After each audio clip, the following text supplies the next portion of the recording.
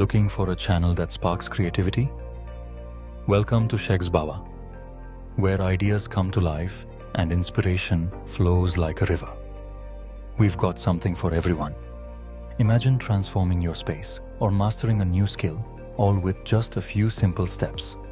Join our community of creators and let's make magic together. Hit that subscribe button now and never miss out on the fun. Hello dear learners, welcome to this YouTube channel. Myself Abhishek Kashyap and I am a PhD research scholar at Himachal Pradesh University and I am also a UGC NET, JRF and HPSET qualified.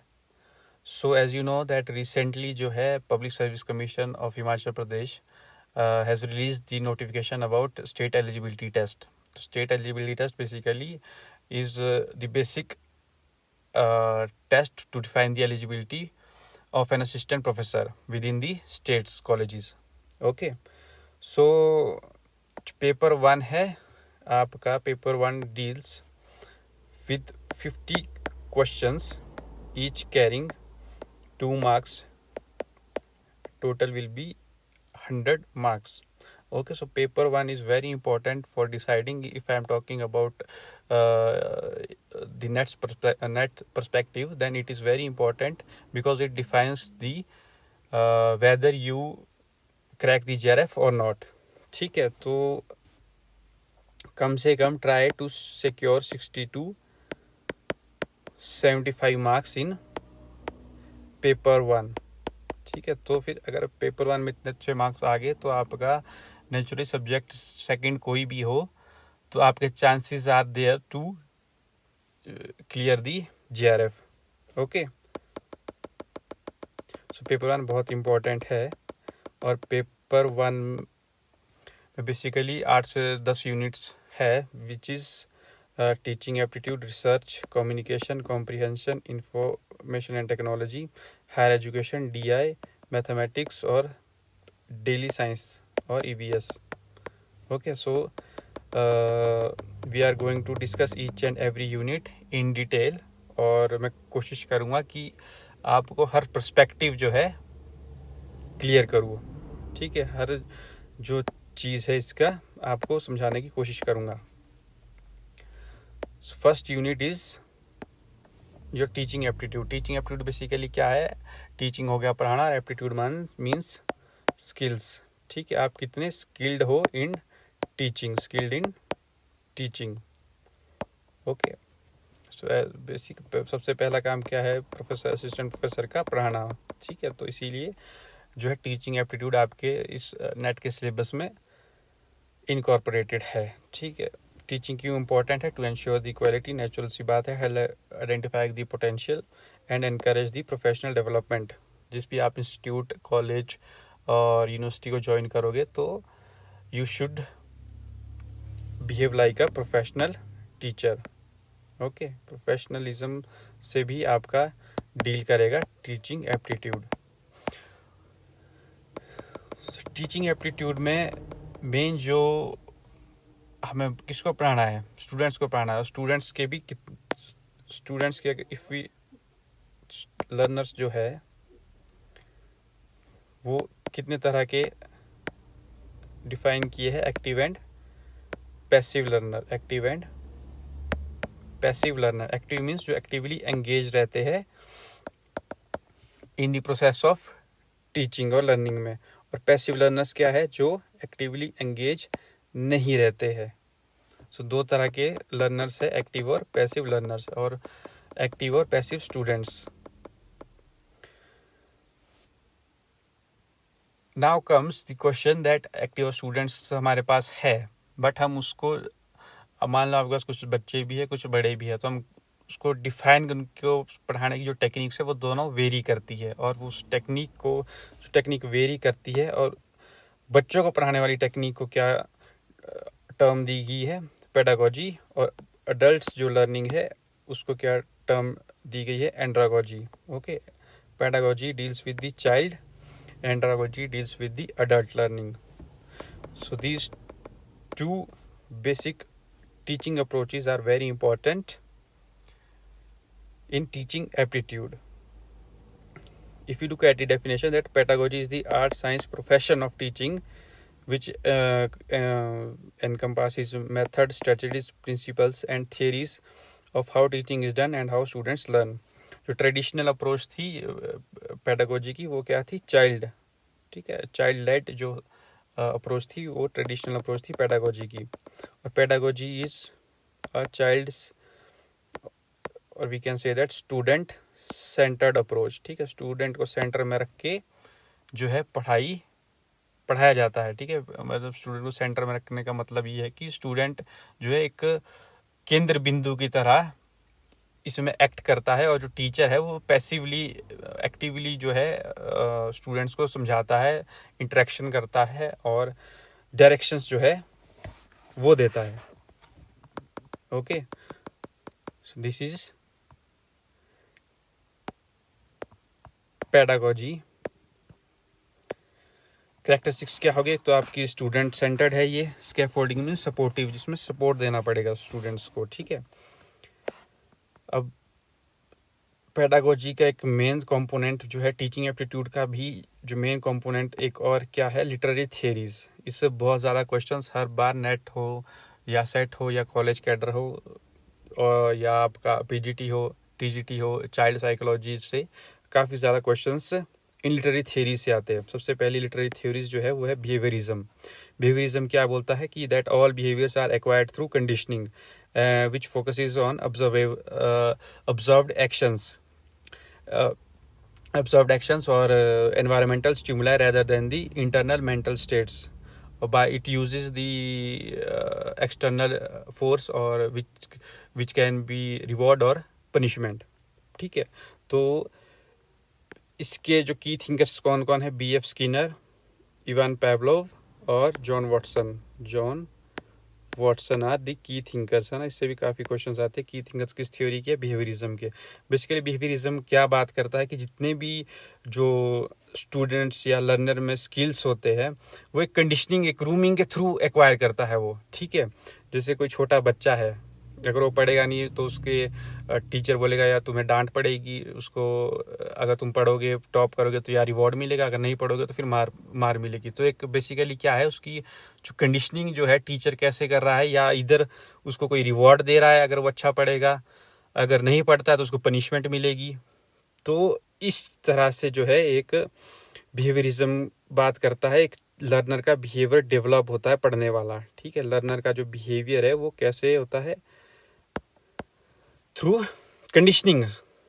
जो आपके family से भी conditioning मिलती है और teachers भी conditioning करता है, फ्रेंड्स वगैरह भी करते हैं. तो ऑल जो encompasses within this behaviourism theory. ठीक है, इन डिटेल जो है हम स्पेसिफिकली डील्स करेंगे नेक्स्ट चैप्टर में लिटरेरी थियरीज का. है ना, काफ़ी सारी लिटरेरी थियरीज है जिसको हम इन डिटेल करेंगे. ये एक मोटे तौर पे आप लोगों को आइडिया दे रहा हूँ कि बिहेवियरिज्म क्या है और किससे डील करता है, कौन कौन से इसके मेन थिंकर है, क्योंकि मेन क्वेश्चंस इन्हीं चीज़ों से आते हैं. नेक्स्ट जो वीडियो में बनाऊंगा उसमें लिटरेरी थियरीज के साथ साथ जो कीवर्ड्स है, किस राइटर ने कौन से वर्ड्स को जो है वो प्रपोज किया है और उस इम्पोर्टेंस का क्या सिग्निफिकेंस है. ठीक है, उससे भी काफ़ी क्वेश्चंस आते हैं. इन डेप्थ जो स्टडी है वो नेक्स्ट वीडियो में करेंगे. नेक्स्ट जो लिटरेरी थियरीज है दैट इज कंस्ट्रक्टिविज्म. कंस्ट्रक्टिविज्म के जो मेन थिंकर है वो है जीन पीजेट और लोव विगोत्स्की.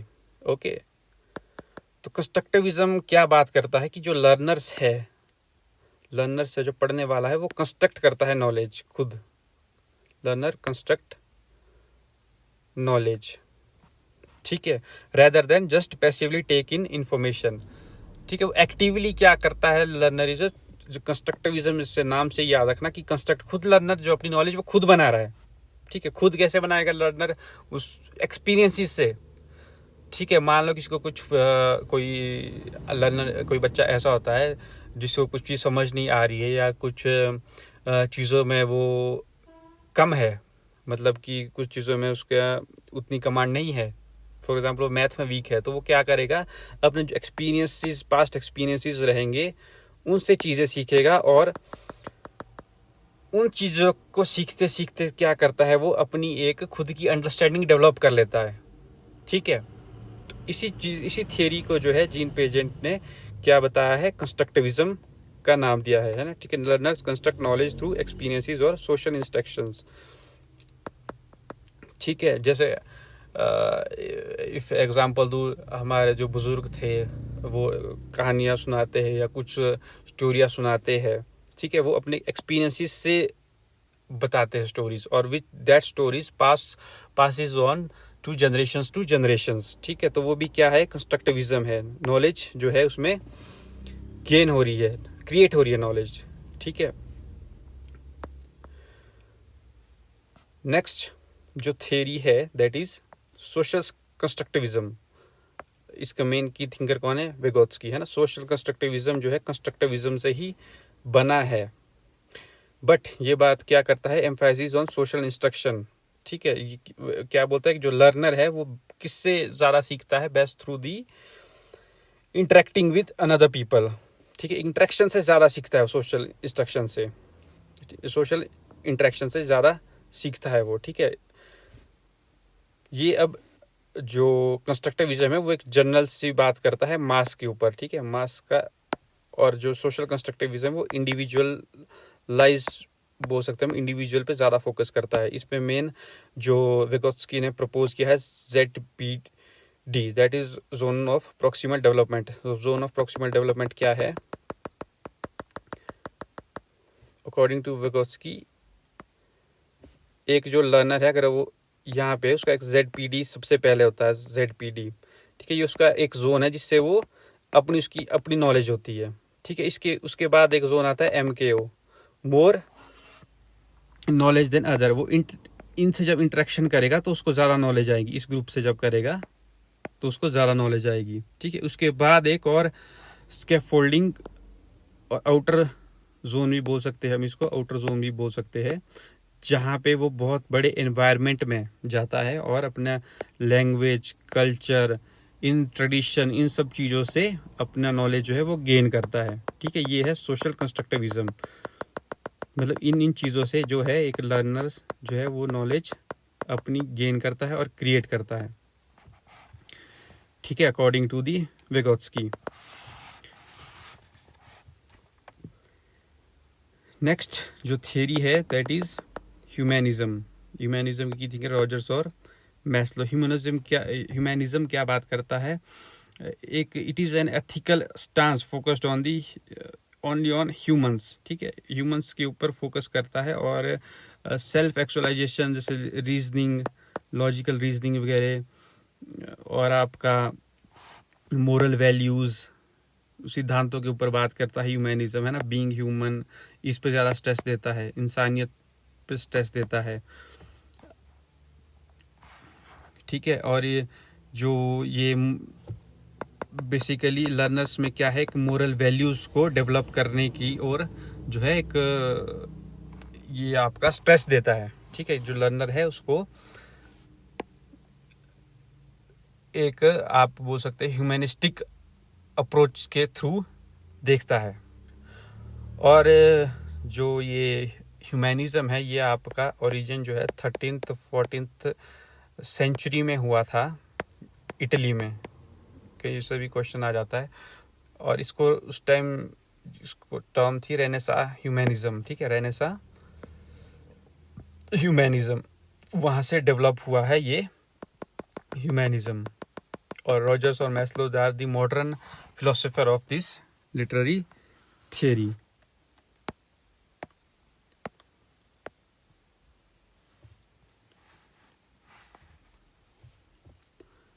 नेक्स्ट जो थियरी है दैट इज कॉग्निटिविज्म।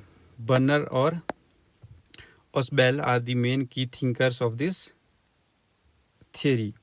ये क्या फोकस करती है, mental process like memory, thinking and problem solving. ठीक है, ये जो लिटरेरी थियरी है कॉग्निटिव माइंड के ऊपर ज़्यादा फोकस करती है, एक लर्नर के जो माइंड है उस पर फोकस करती है, and it views that the mind as an information processor focusing on the internal mental process. ये आपकी एक इंट्रिंसिक इंट्रिंसिक अप्रोच है towards learner, intrinsic approach towards learner, okay, towards learner.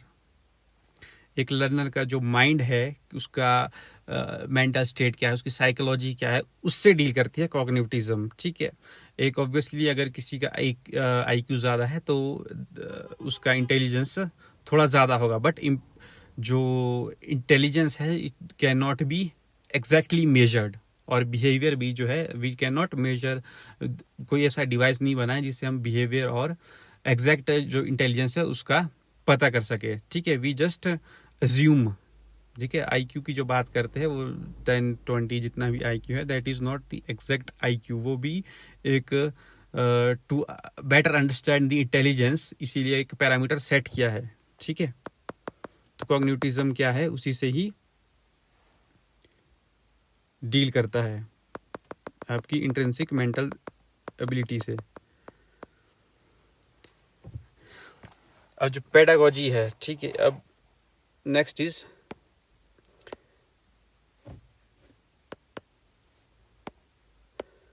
Curriculum design और planning. क्या रहेगी curriculum, syllabus क्या रहेगा, ठीक है। अब स्टूडेंट ऑब्वियसली जब स्टूडेंट सेंट्रिक अप्रोच रहेगी तो टीचर्स को पहले ही अपना कंटेंट जो है वो डिसाइड करना पड़ेगा, ठीक है। ऑब्जेक्ट्स अलाइन करने पड़ेंगे, असेसमेंट्स देनी पड़ेगी, है ना। असेसमेंट्स के भी टाइप्स है, कौन कौन से, फॉर्मेटिव असेसमेंट्स क्या होती है, ongoing checks for understanding during learning, okay. Summative जो आपका इवेल्युएशन के लिए यूज़ होती है, एंड ऑफ द यूनिट, मतलब किसी भी आपका सेमेस्टर एंड है या फाइनल एंड है तो उसमें जो असेसमेंट होगी, एग्जामिनेशन होगी, उसको क्या बोलेंगे, सबमिटिव एग्जामिनेशन। फॉर्मेटिव जो बीच बीच में यूनिट टेस्ट या आपका मिड टर्म जो होते हैं वो फॉर्मेटिव असेसमेंट होगी। फीडबैक क्या हो गया, जस्ट जिसमें लर्नर्स जो है एक फीडबैक फॉर्म साइन करता है, that how to improve the कि उसके क्या क्या प्रॉब्लम्स थे उस इंस्टीट्यूशन में, कुछ भी में भी, ठीक है। So that is also very important. इससे भी असेसमेंट से भी कई बार क्वेश्चंस आ जाते हैं, ठीक है। क्लासरूम एनवायरनमेंट एंड मैनेजमेंट क्या है, क्रिएटिंग अ सेफ, ऑब्वियसली आपको स्टूडेंट्स को पढ़ा रहे हो, बच्चों को पढ़ा रहे हो, तो आपको एक सेफ और स्टिमुलेटिंग एनवायरनमेंट देना पड़ता है, उनके बिहेवियर को मॉनिटर करना पड़ता है। Now the types, that is quite important, that what are the types of pedagogical approaches. Number one is teacher centered. Teacher centred क्या है, ट्रेडिशनल, जहाँ पे जो जैसे कोई टीचर है वो लेक्चर दे रहा है, कंटिन्यूसली लेक्चर दे रहा है और स्टूडेंट्स जो है वो पैसिवली रिसीव कर रहे हैं and there is no interaction, ठीक है। टीचर लेड, जो जिसमें टीचर का एक्टिव रोल होता है, ठीक है। Teacher is the core of learning, है ना। सिर्फ टीचर ही जो है, टीचर पे सारे स्टूडेंट्स डिपेंडेंट है, वो है आपका teacher centred approach, okay. Second one is student centred approach. Student centred approach क्या रहेगी, बेसिकली एक्टिव रहेगी, ठीक है। एक्टिव क्यों रहेगी, क्योंकि इस पे इंटरेक्शन होगी, स्टूडेंट के पास ऑटोनॉमी होगी बात करने की, क्वेश्चंस करेंगे और क्वेश्चंस आंसर का दौर चलेगा, ब्रेनस्टॉर्मिंग होगी, ठीक है। तो स्टूडेंट सेंटर्ड भी एक पेडागोजी की अप्रोच है। Next is critical pedagogy. Critical pedagogy क्या है, जहाँ पे teaching question power structure and promote social equality, जहाँ पे एक क्रिटिकल थिंकिंग जो है, ठीक है, क्रिटिकल थिंकिंग जो है, क्रिटिकल आइडिया जो है वो डेवलप करते हैं हम स्टूडेंट्स का, ठीक है। अब जैसे स्टूडेंट है, स्टूडेंट को आपने पढ़ा दिया, ज्योग्राफी पढ़ा दी, हिस्ट्री पढ़ा दी, पॉलिटी पढ़ा दी, फॉर एग्जांपल फेमिनिज्म पढ़ा दिया, ठीक है। अब क्रिटिकल अप्रोच कैसे डेवलप करेंगे to implement that theory on the ground, ठीक है। आप वोट इलेक्शंस के बारे में पढ़ा रहे हो, ज्योग्राफी के बारे में पढ़ा रहे हो, मोरल वैल्यूज के बारे में पढ़ा रहे हो, जब वो क्रिटिकल उसको एनालिसिस करके प्रैक्टिकल अप्रोच करेगा, प्रैक्टिकली चीज़ें स्टूडेंट जो है फेस करेगा, तो उसकी क्रिटिकल थिंकिंग डेवलप होगी कि वेदर जो है फेमिनिज्म जो है गलत है या सही है, या कोई भी एग्जांपल, किसी भी थियरी का एग्जांपल ले लो, या कोई पॉलिटिकल पार्टी का ले लो, ये पॉलिटिकल पार्टी सही है या गलत है, ठीक है। तो वो जो क्रिटिकल थिंकिंग पैदा होगी वो थ्रू किसके होगी, क्रिटिकल पेडागोजी के थ्रू होगी। Next one is cultural responsive pedagogy, ठीक है। कल्चरल पेडागोजी इंपॉर्टेंट है, क्यों इंपॉर्टेंट है? If I talking in the case of Himachal, जो हिमाचल में 12 डिस्ट्रिक्ट्स है ना, हर डिस्ट्रिक्ट का जो कल्चर है वो अलग अलग है, ठीक है। चंबा से बच्चे आते हैं, एचपीयू आते हैं, किन्नौर से आते हैं, ठीक है। तो it is very important to respect every culture है। टू अब ऐसा नहीं है कि हम शिमला के है या कोई सोलन का है तो उनका कल्चर ज़्यादा वो सुप्रीम है या कुछ है, नहीं, ऐसा नहीं है। कि एक कल्चर के प्रति हमें संवेदनशील जो है वो हमेशा रहना पड़ता है, ठीक है। स्टूडेंट्स भी जो दूर दूर से आते हैं, लर्न करने आते हैं, तो सबसे पहला जो है कि we have to respect their culture, ठीक है। तो कल्चर रिस्पॉन्सिव पेडागोजी भी हमें यही सिखाती है, to acknowledge the every student's culture and tradition.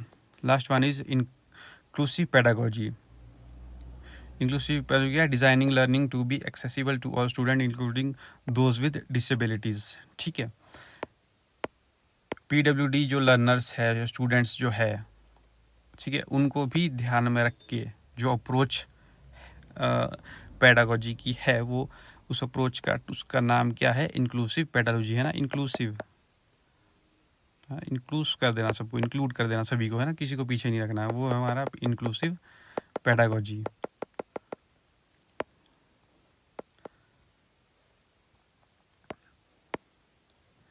Y pedagogy is important? To improve learning outcomes, ठीक है। Engage diverse learner, obviously encourage critical thinking, guide teacher development. अब मॉडर्न ट्रेंड्स जो है वो क्या आ रहे हैं पेडागोजी में? टेक्नोलॉजिकल इंटीग्रेशन, ठीक है। टेक्नोलॉजिकल इंटीग्रेशन जैसे आपका ऑनलाइन लर्निंग आ गया है, कंसेप्ट है ना, ऑनलाइन लर्निंग है, वीडियो कॉल से पढ़ रहे हैं या यूट्यूब से पढ़ रहे हैं, वो क्या है, आपका टेक्नोलॉजिकल इंटीग्रेशन है। पर्सनलाइज्ड लर्निंग क्या है, आप खुद से सर्च करते हो, कुछ आपका डेटा से यूज़ करते हो, ठीक है। टू कोई यूट्यूब पे वीडियो देख रहा है, कोई कपड़े सिलने का काम सीख रहा है, या यूट्यूब पे ड्राइविंग सीख रहा है, ठीक है, तो वो पर्सनलाइज लर्निंग है। SEL एक नया कंसेप्ट आ गया, social emotional learning. Social emotional learning का एक बहुत अच्छा एग्जांपल आजकल हम क्या देखते हैं, दैट रील्स जो है, रील्स में आप लोग देखते होंगे कि कई लोग जो है, कोई गरीब की मदद कर रहा है या कुत्ते को खाना खिला रहा है, किसी चीज़ को खिला रहा है, तो एक क्या है, इमोशंस क्रिएट कर रहा है थ्रू डिजिटल प्लेटफॉर्म्स, जो भी उसको देख रहा है ना। तो एक एम्पैथी क्रिएट कर रहा है, ठीक है, एक रेजिलियंस क्रिएट कर रहा है, वो रेजिलियंस उनके लिए जो उनके अगेंस्ट है, ठीक है। और ये कॉपरेशंस जो है, फिर उसके कॉपरेशंस में कई समाज सेवी संस्था या कोई फाउंडेशन या कोई NGO उसके साथ जो फेवर में आ जाती है, ठीक है। तो ये जो है आपका मॉडर्न ट्रेंड्स आ रहे हैं पेडागोजी में, ठीक है। तो इन सिंपल टर्म्स में क्या है, अगर एजुकेशन क्या है तो पेडागोजी उसको कैसे करे, ठीक है, ये है सिखाता है, ठीक है। एक मैंने छोटा सा चार्ट बनाया हुआ है, ठीक है। तो इस चार्ट में मैंने एक साइड लिटरेरी थियरीज है, जैसे बिहेवियरिज्म है, उसके की थिंकर्स स्किनर, पेवलोव, थ्रॉन्डिक। कंस्ट्रक्टिविज्म की है, जीन पिएजेंट, लेबोत्स्की। कोर आइडिया बताया है, जैसे एक्सटर्नल बिहेवियरिज्म का कोर आइडिया क्या है, एक एक्सटर्नल स्टिमुला है, मतलब आपको एक्सटर्नल फोर्स की ज़रूरत होती है लर्नर को पढ़ाई के लिए। कंस्ट्रक्टिविज्म का कोर आइडिया क्या है, कि लर्नर जो खुद ही कंस्ट्रक्ट करता है अपनी नॉलेज, ठीक है। इसमें रोल का, टीचर का रोल भी मैंने बताया है कि टीचर का रोल क्या होता है, एक इंस्ट्रक्टर की तरह। बिहेवियरिज्म में कैसा रहेगा, एक इंस्ट्रक्टर जो गाइड करेगा, ठीक है। कंस्ट्रक्टिविज्म में कैसा रहेगा, कोच की तरह, ठीक है, जिसने एक्सपीरियंस, कोच क्या होता है, एक्सपीरियंस्ड होंगे ऑब्वियसली, ठीक है। तो इसमें दोनों में जो रोल रहेगा वो एक्टिव रहेगा स्टूडेंट का, ऑलराइट।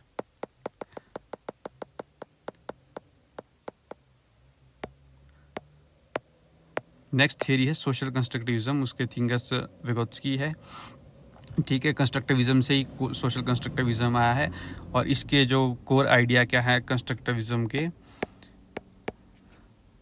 कि ज़्यादा नॉलेज, ZPD जो मैंने बताया, जोन ऑफ प्रॉक्सिमल डेवलपमेंट, उसके बाद MKO और आउटर जोन जो आ जाता है।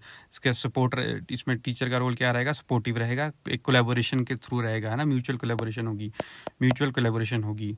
और स्टूडेंट का रोल क्या रहेगा, सोशल पार्टिसिपेंट्स क्या हुआ, समाज से जुड़ा रहेगा, है ना, वो एक सिर्फ एक क्लासरूम का हिस्सा नहीं बनेगा, वो एक सोसाइटी का हिस्सा बनेगा। ठीक है, सोसाइटी इसमें क्या है, उसका क्लासरूम होगा एक हिसाब से। ह्यूमनिज्म के है कार्ल रॉजर्स और मैस्लो, और ये किस पे बात करेगा, ह्यूमन इमोशंस पे। ठीक है, सेल्फ एस्टीम, सेल्फ एक्चुअलाइजेशन पे है। इसमें टीचर का रोल क्या रहेगा, एम्पैथेटिक। ठीक है, जो उसमें मोरल वैल्यूज इंजेक्ट करेगा, है ना, ह्यूमनिज्म मैंने बताया मोरल वैल्यूज के ऊपर, सिद्धांतों के ऊपर ज़्यादा वो है।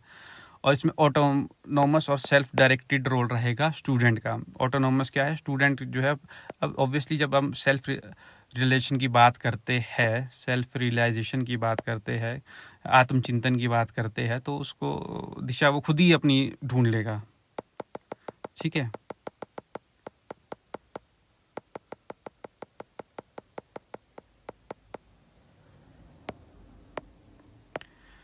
सेकंड जो इम्पोर्टेंट चीज़ है पेडागोजी की, इससे भी काफ़ी, एक मुझे याद है एक बार HP सेट के क्वेश्चन में आया था ये, ट्रेडिशनल टीचिंग मेथड और मॉडर्न टीचिंग मेथड में डिफरेंशिएट करने को। ठीक है, तो ये भी पढ़ लेना। ठीक है,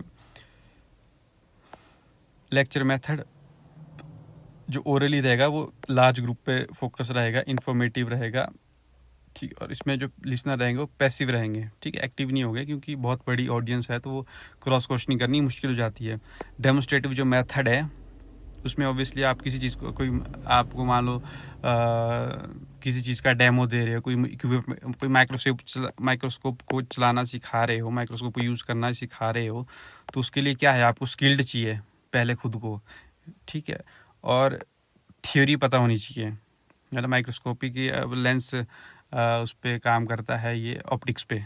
ठीक है, ऑप्टिकल थ्योरी आपको मालूम होनी चाहिए before knowing the concept of microscope. ठीक है, मॉडल और डेमोन्स्ट्रेटर तो होता ही है। और इसमें स्टूडेंट का रोल क्या रहेगा, ऑब्जर्वर और इमिटेटर, वो देख के सीखेगा, नकल करेगा, इमिटेट करेगा चीज़ों को।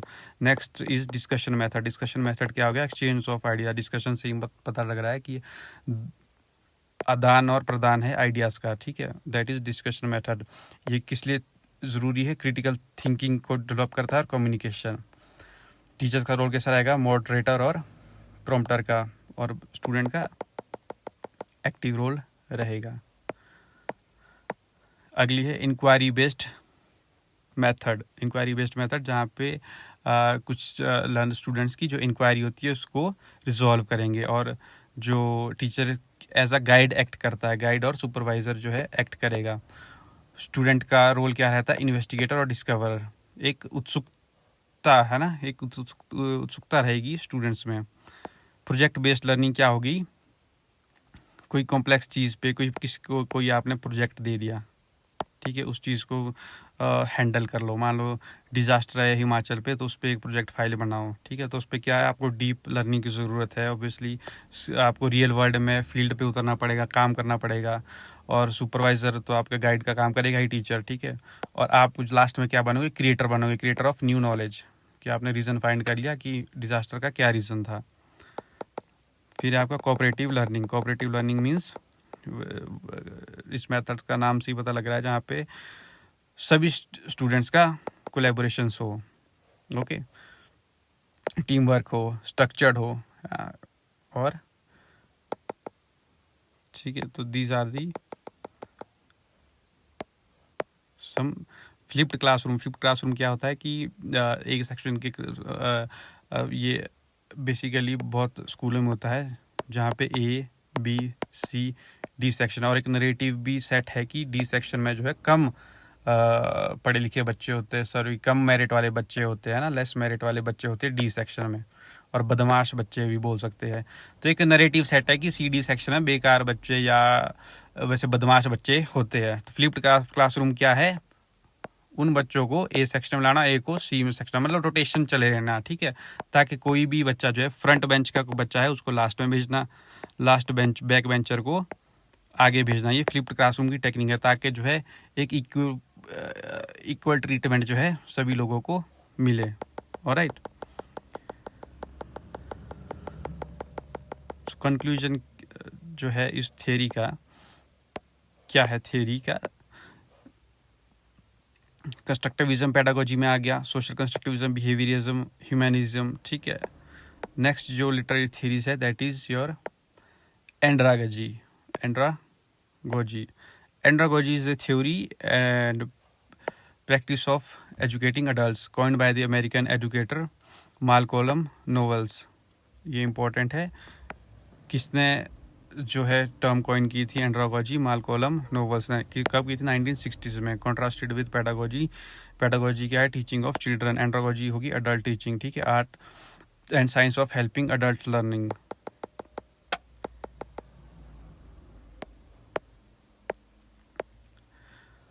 बेसिक प्रिंसिपल क्या है? There are 6 principles of andragogy. ठीक है, ज़्यादा कुछ एंड्रागोजी में है नहीं। Need to know that adults needs to understand why they need to learn something before they engage in learning. Implication for teaching क्या है इसमें कि explain the purpose, benefits and relevant afford set clear goals. Obviously adult है तो उनको goals भी clear करने होंगे, है ना। Self concept, adults have a self concept of being self directed, responsible for their own direction. Self concept हो गया। रोल ऑफ एक्सपीरियंस, अडल्ट के पास एक्सपीरियंस होगा, ऑब्वियस सी बात है, तो अपने एक्सपीरियंस पे भी उनकी अपनी एक नॉलेज क्रिएटेड रहती है। रेडीनेस टू लर्न, ठीक है, adults are already ready to learn or perceive learning with the help and cope of the real world tasks. Orientation of learning, adults are problems centered or task oriented, not subject centered. They want to apply knowledge immediately. ठीक है, ये एक main चीज़ है, subject centred नहीं होता है। जो adult जो है, अडल्ट ने काफ़ी चीज़ों के पास एक्सपीरियंस होता है, नॉलेज होती है, तो उसको क्या है, एप्लीकेशंस जो उसने पढ़ा है उस चीज़ों को अप्लाई करना रियल लाइफ में। अब मान लो कोई पॉलिटिकल साइंस का स्टूडेंट है तो उसने अपने जो राजनीतिक विज्ञान से सीखा है उसको रियल लाइफ में इम्प्लीमेंट करना। अब कोई डॉक्टर है या नर्स है तो उसके प्रोफेशन में उस चीज़ों को इम्प्लीमेंट करना। Last one is motivation to learn, adults are primarily motivated by internal factors. ठीक है, जैसे अब बच्चों को पढ़ाना पड़ता है थ्रू एक्सटर्नल स्टिमुलाई, है ना, एक्सटर्नल फोर्स, जैसे बिहेवियरिज्म बात करता है, थ्रू रिवॉर्ड और पनिशमेंट। रिवॉर्ड और पनिशमेंट के थ्रू हम बच्चों को पढ़ाते हैं, बट लर्नर में ऐसा नहीं है। लर्नर में जो है इंटरनल मोटिवेशन आती है। अब इसका बेस्ट एग्जांपल ये है कि आप HP सेट के लिए क्यों पढ़ रहे हैं, क्योंकि आपके अंदर मोटिवेशन है इंटरनल कि मैंने जो है जॉब लगना है। ठीक है, इसीलिए आप ऑब्वियसली पढ़ रहे हो HP सेट के लिए। कल को कॉलेज कैडर आएगा उसके लिए भी पढ़ोगे। मोटिवेशन यही है कि सरकारी नौकरी लगना है, गेजेटेड अफसर लगना है, कॉलेजों में लगना है। ठीक है, तो ये क्या है, अच्छी सैलरी है, तो एक इंटरनल मोटिवेशन है पढ़ने के लिए, है ना।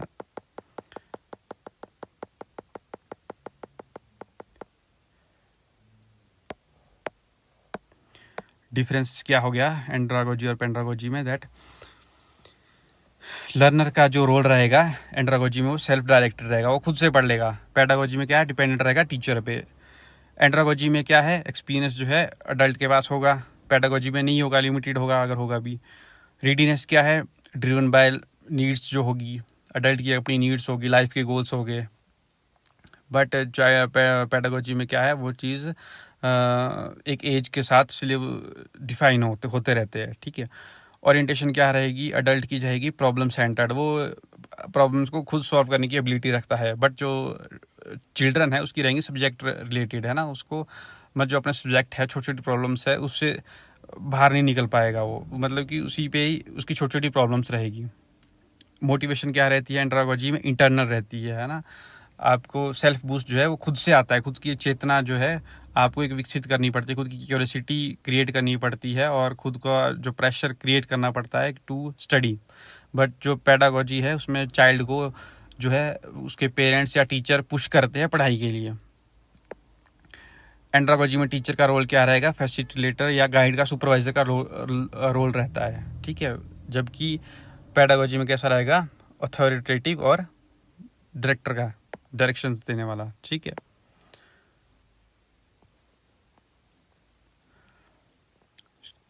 क्रिटिसिज्म और लिमिटेशंस जो है दैट एंड्रोलॉजी की क्या है, सभी एडल्टों के लिए नहीं है।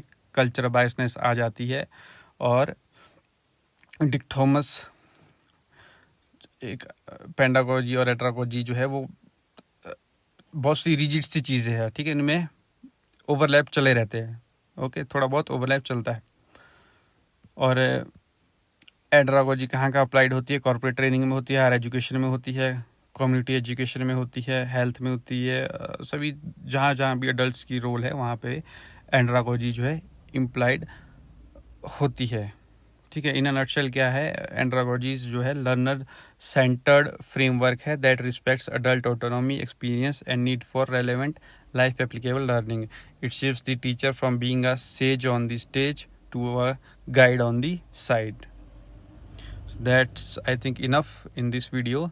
तो चैप्टर 2 जो है लिटरेरी थियरीज है, इसमें हम इन डिटेल जो है लिटरेरी थियरीज को इन डिटेल पढ़ेंगे। थिंकर्स, उनके की टर्म्स को हम डिटेल में पढ़ेंगे। और thank you so much for listening this video.